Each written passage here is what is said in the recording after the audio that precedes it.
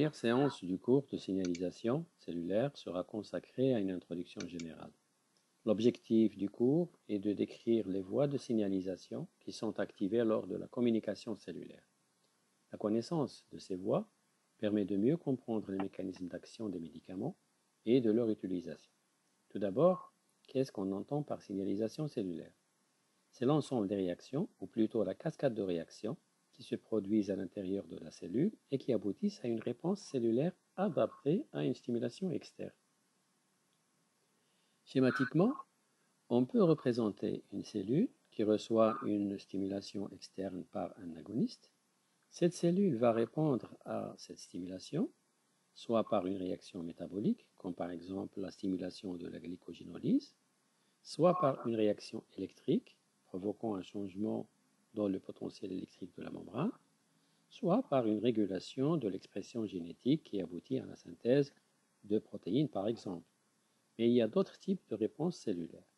L'essentiel, c'est que cette réponse cellulaire est induite par un médiateur intracellulaire.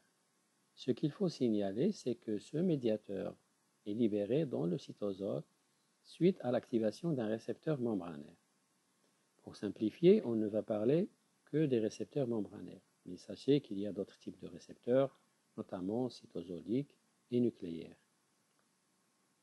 Les récepteurs membranaires peuvent être activés par des hormones ou par des neuromédiateurs, mais aussi par d'autres médiateurs chimiques, comme les facteurs de croissance par exemple, ou autres. Donc, la libération du médiateur intracellulaire vient après l'activation d'un récepteur membranaire.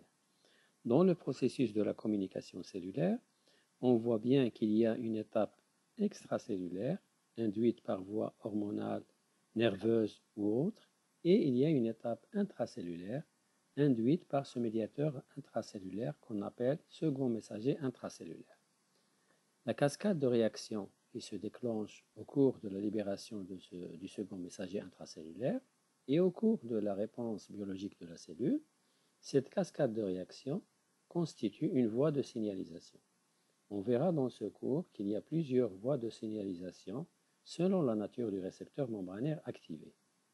Si on revient à ce second messager intracellulaire, en fait, il y en a plusieurs. On peut citer l'AMP cyclique, le diacylglycérol, l'inositotriphosphate et bien d'autres qu'on verra par la suite. Mais avant de voir tout cela, un peu d'histoire sur la découverte d'un second messager intracellulaire qui est l'AMP cyclique. Les expériences qui ont amené à la découverte de l'AMP cyclique avaient été réalisées vers les années 1950 sur le foie isolé d'animaux d'expérience. Le foie est relativement facile à étudier. On peut le prélever et le mettre dans un système de perfusion et on peut le garder ainsi pendant plusieurs heures. Le foie est un organe qui stocke le glucose sous forme de glycogène. Le glucose est libéré dans le sang en fonction des besoins de l'organisme. L'expérience consiste à perfuser le foie et à doser le glucose dans le perfusat pour avoir une idée sur la glycogénolyse. Le foie a été perfusé par le liquide physiologique normal, puis avec du liquide physiologique contenant de l'adrénaline. Les chercheurs ont constaté que lorsque le foie est stimulé par l'adrénaline, il se produit une augmentation de la libération du glucose. Ceci a suscité leur intérêt scientifique et ils ont essayé de comprendre la relation entre l'adrénaline et l'augmentation du glucose dans le perfusat. Pour comprendre le mécanisme mis en jeu, un petit rappel sur la glycogénolyse hépatique, qui se produit par une cascade de réactions enzymatiques. Tout d'abord, il y a libération du glucose 1-phosphate, qui se transforme en glucose 6-phosphate, et ce dernier donne le glucose qui est libéré dans le sang et utilisé par les cellules. Mais dans cette cascade de réactions, l'étape clé est la première étape, qui libère le glucose 1-phosphate. Cette étape est catalysée par une enzyme appelée la phosphorylase. Les biochimistes avaient déjà montré que cette enzyme existe sous deux formes, une forme phosphorylée et une forme non phosphorylée. Et c'est la forme phosphorylée qui est active. Pour que la phosphorylase dégrade le glycogène, il faut absolument qu'elle soit sous forme phosphorylée. Sinon, ça ne marche pas. Après avoir dressé ce tableau, la question que se sont posées les chercheurs qui travaillaient sur le sujet était de savoir quel est le rôle de l'adrénaline dans l'activation de la phosphorylase. Sachant que l'adrénaline agit de l'extérieur, comment peut-elle activer la phosphorylase qui se trouve à l'intérieur de la cellule? Est-ce que l'adrénaline pénètre dans la cellule et active directement cette enzyme? Pour vérifier cette hypothèse, l'enzyme inactif a été purifié et placé en présence d'adrénaline in vitro.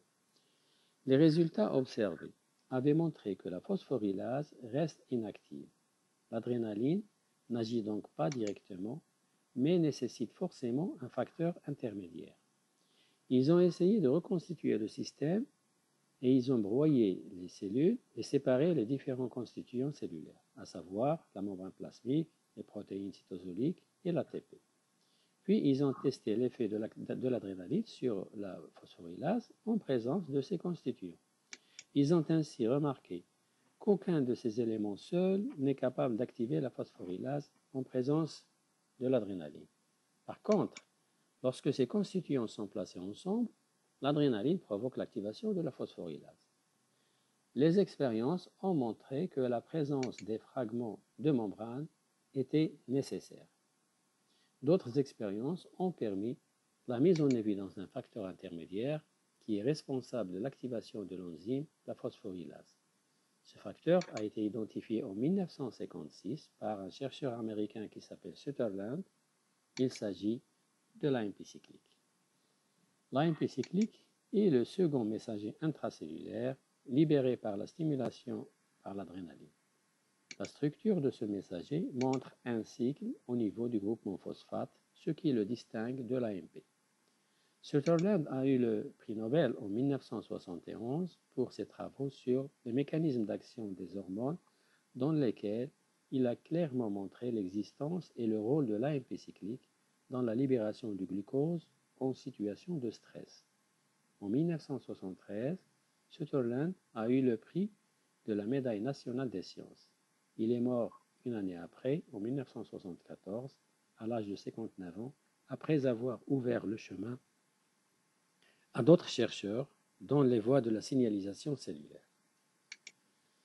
Cette diapositive montre le rôle central de l'AMP cyclique dans la régulation de l'activité cellulaire.